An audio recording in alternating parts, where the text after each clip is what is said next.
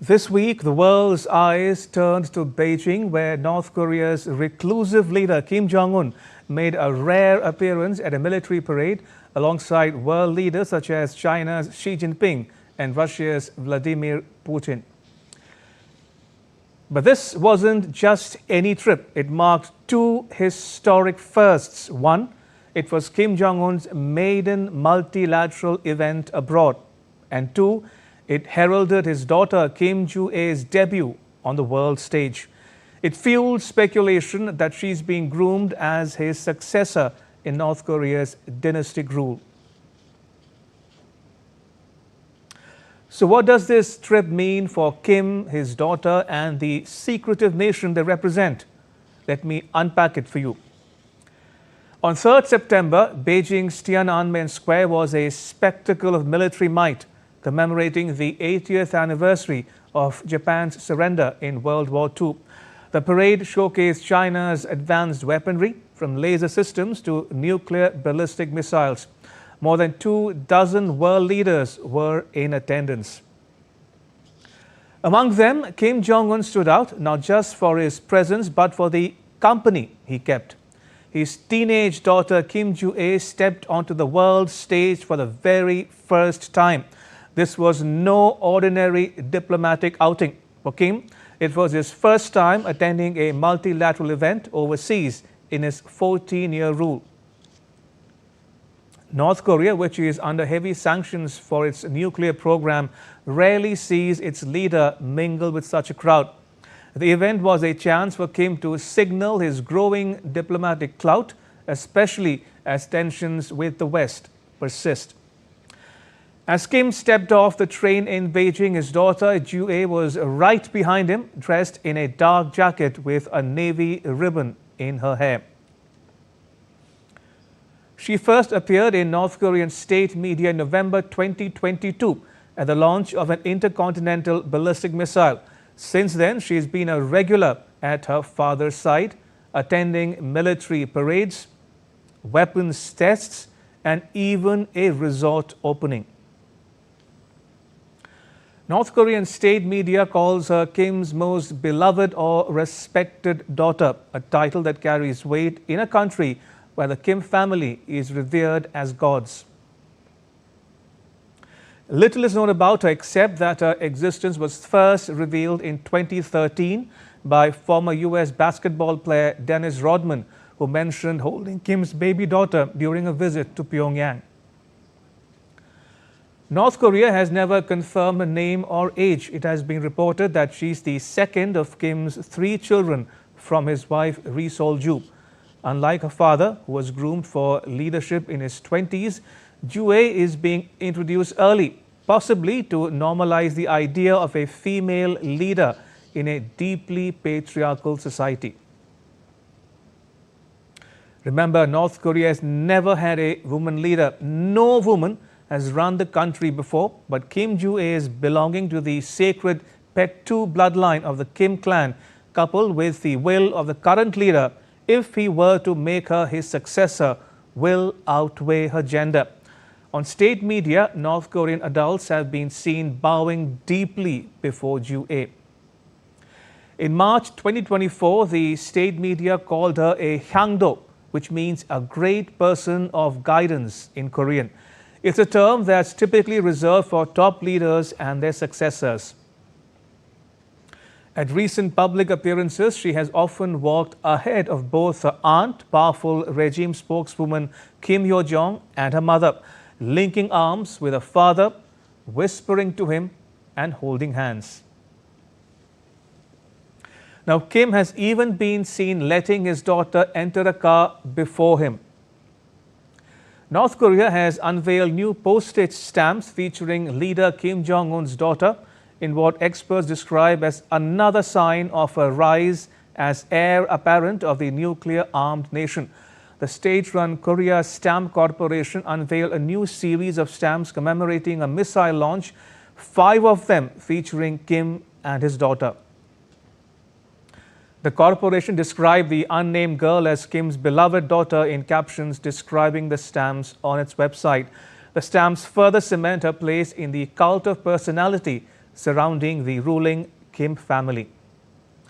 Kim Jong-un has also drawn attention for her sartorial taste, mirroring her father's distinctive style, donning matching leather jackets.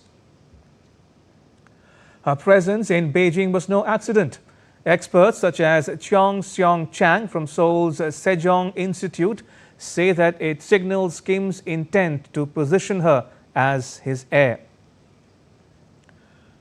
The trip gave Jong-un a chance to observe high-level diplomacy and experience that neither Kim nor his sister Kim Yo-jong had at her age. Michael Maiden from the US-based Stimson Center says that Kim Jong-un is the frontrunner for the position of the next supreme leader of North Korea. She's getting practical protocol experience, which should serve her well as North Korea's next leader or a core elite. Now, Kim's appearance in Beijing with Jong-un in tow sends multiple messages. First, it's a flex of North Korea's nuclear ambitions. Just before leaving Pyongyang, Kim visited a missile research institute inspecting a new engine for a next-generation intercontinental ballistic missile which is capable of striking the US mainland. By standing with Xi and Putin, who are both seen as US rivals, Kim is signaling that his nuclear arsenal has powerful backers. Second, it's about mending fences with China.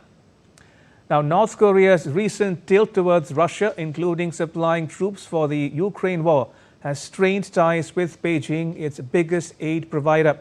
Bringing Jong-un may have been a gesture of family-level intimacy to ease tensions, as one analyst put it. And last but not the least, Jong-un's debut is a message to North Koreans. The Kim dynasty has been in power since 1948 and it isn't going anywhere. At 41 or 42, Kim could rule for decades, but introducing Jong-un now ensures that the family's grip endures.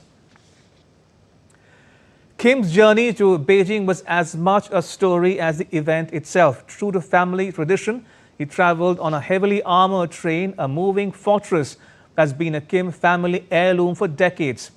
Kim's grandfather and North Korea's founder Kim Il-sung used it for his overseas trips. His father Kim Jong-il, who feared flying, relied on it for long journeys, including a 20,000-kilometer round trip to Moscow in 2001. The train is equipped with bulletproof plating, conference rooms, bedrooms, satellite phones, and even a restaurant serving French wines and live lobster. But do not expect speed. His train crawls at only 60 kilometers per hour. It took Kim nearly 2 days to reach Beijing from Pyongyang.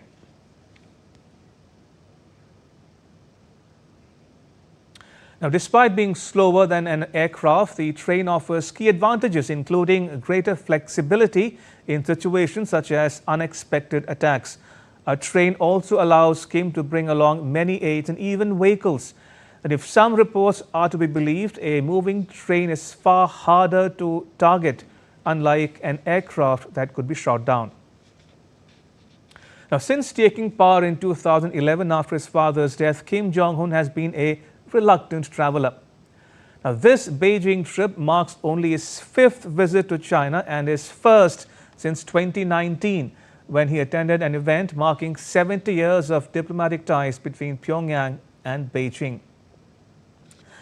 In all, Kim has made just 10 known foreign trips in 14 years, a stark contrast to most world leaders. His destinations, mostly China and Russia, with a few notable exceptions. In 2018, Kim stepped out of his comfort zone, meeting US President Donald Trump in Singapore and Vietnam. He also visited South Korea's border village of Panmunjom in 2018 for a summit with the then South Korean President Moon Jae-in. His most recent trip before Beijing was in September 2023, when he met Putin at a Russian spaceport for the signing of a mutual defense pact that deepened North Korea-Russia ties.